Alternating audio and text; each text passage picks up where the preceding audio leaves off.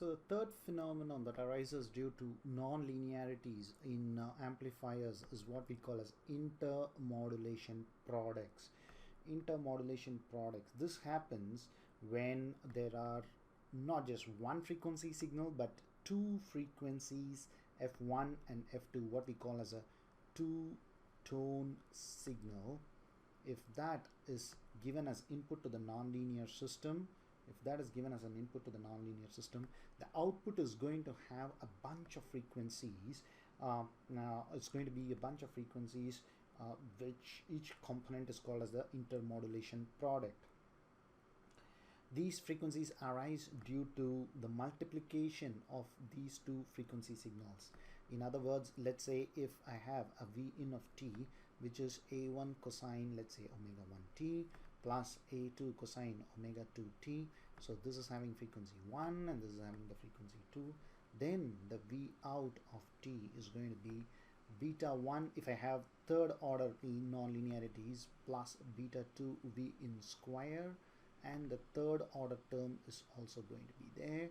If we were to use this input of two tones, the two-tone signal input into this, the resultant V out is going to have a DC term. It will have F1, F2, it will have F1 plus F2, it will have F1 minus, or rather F2 minus F1.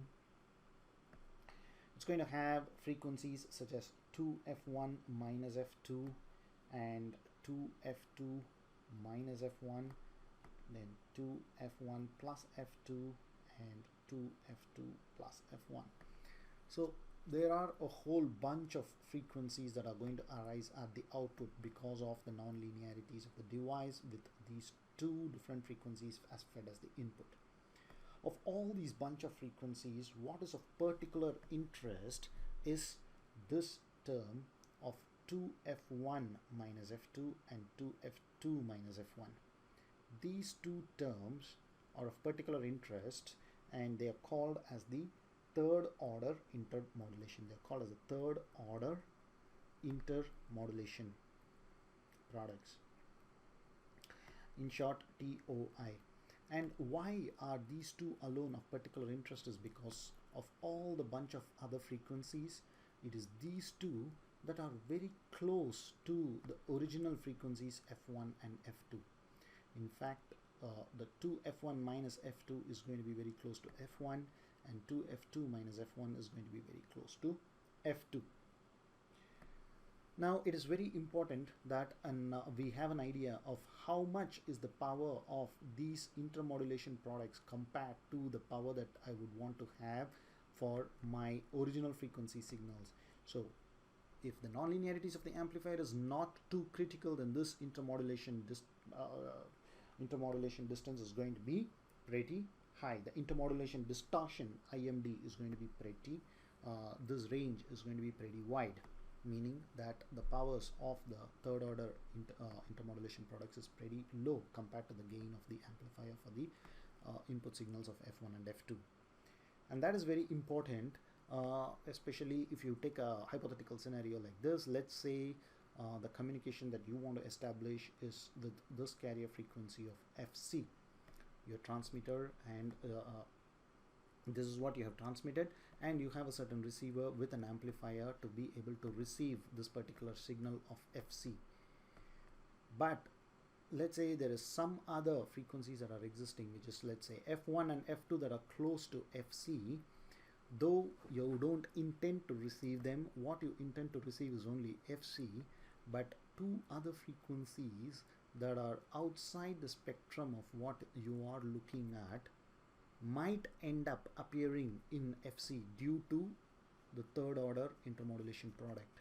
What do we mean by that is, if this device is highly nonlinear, then this F1 and F2, the two interfering frequencies, can have the intermodulation product of 2F1 minus F2, the third order intermodulation, which could potentially overlap with the signal that we want to boost in the first place, which is FC. So this becomes an interference. This becomes an interference to the original signal. So to quantify how good a particular transistor is, for a particular intermodulation, we need to see how much is the intermodulation distortion, how much is its intermodulation distortion to compare two different transistors in terms of how good the nonlinearity is. To do that, we define what is called as the difference between the desired power level in dBm and the undesired power level. Meaning, if you have a two-tone signal, you would want to have the desired signal level is P out at F2, and the undesired signal is at 2F2 minus F1. This is the undesired signal frequency. We want to find the difference in the power of the desired minus the undesired. This is the desired signal and this is the undesired signal. So bigger the value of intermodulation distortion, then less are the nonlinearities, meaning that the undesired signal power is much lower than the desired signal power. Now, how to see this graphically is that for the desired signal, we know that if the transistor or if the amplifier has a gain of G0, then in dB scale, we see that if this is in dBm and dBm, we see that this is simply linearly proportional, and we see that this dash blue curve is what is going to be that of the desired signal. And of course, the transistor being not ideal due to the gain compression, it is going to compress, and that is going to be the response of the desired signal for varying input powers. What happens to the undesired frequency of 2F2 minus F1? If you were to work out the math of the third order nonlinearities, we would notice that the output power is going to be the cubic of the cube of the power at F2 in linear terms. The output power in watts or milliwatts is going to be proportional to the cube. The third order term is going to be proportional to the cube. In general, the nth order term is going to be proportional to the nth power of the input frequency. So this being a cubic power in dB, it is going to be a straight line of slope 3. That means the power level of the undesired signal grows at a higher rate than the power level of the desired signal. The desired signal grows at a rate of 1, which is the slope of this equation here, whereas if you were to express the output power of the undesired signal in terms of the input power, it is going to be growing at 3 times a faster rate.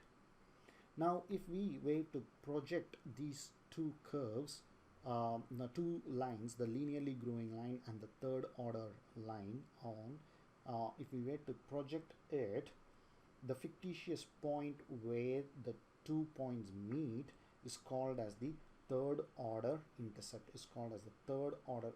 point, or TOI, the third order intercept point. And the output power level there is called as the OIP3, and the input power level at that fictitious point is called as the input IP3.